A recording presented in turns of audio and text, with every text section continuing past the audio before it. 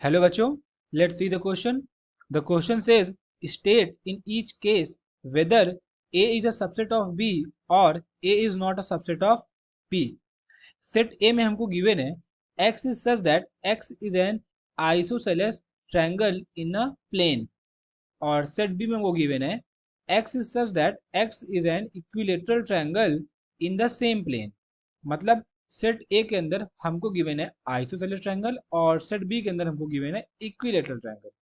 अब क्वेश्चन में आगे बढ़ने से पहले हम समझ लेते हैं कि इस क्वेश्चन के अंदर हम क्या की कंसेप्ट इस्तेमाल करेंगे। तो बेसिकली इस क्वेश्चन के अंदर हम लोग सबसेट का कंसेप्ट यूज करेंगे। हमें पता होना चाहिए कि सबसेट का मतलब आखिर क्या होता है। लेट से हमको गिवन है सेट एक्स जिसके अंदर एलिमेंट हैं 0, 1, 2 और 3 और सेट वाई में हमको एलिमेंट गिवन है 0, 1, 2।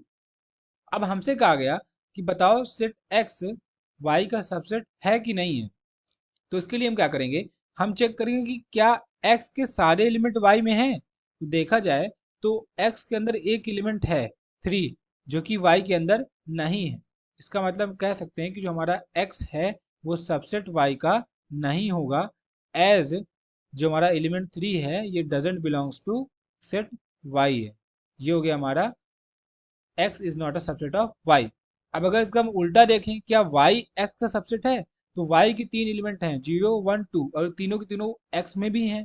इसका मतलब कह सकते हैं कि हमारा जो y है ये सबसेट होगा x का। तो ये बेसिकली एक कंसेप्ट होता है कि कैसे हम चेक करते हैं सबसेट के लेके।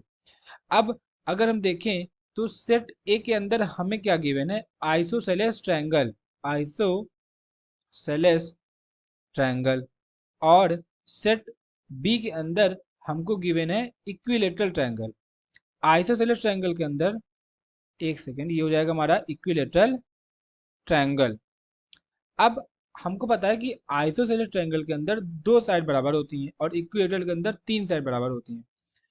और यहाँ से हम लोग एक बात कह सकते हैं, वी नो, ये लिख सकते हैं हम लोग, वी नो दैट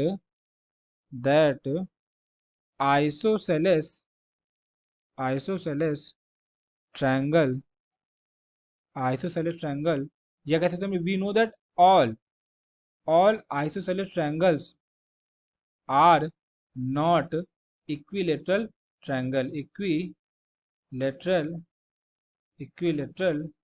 triangle। हमें सेट ए में क्या गिवन है, आइसोसेलेस ट्रायंगल्स गिवन है। सेट बी के अंदर सिर्फ और सिर्फ इक्विलेटरल ट्रायंगल ही आ सकते हैं। अब अगर हम लोग की कंसेप्ट के हिसाब समझे तो की कंसेप्ट के अंदर हमने क्या समझा कि सेट ए बी का सबसेट तभी होगा जब ए के सारे एलिमेंट बी में आ जाए। पर बी में केवल कौन से ट्रायंगल आ सकते हैं जो कि इक्विलेटरल ट्रायंगल हो।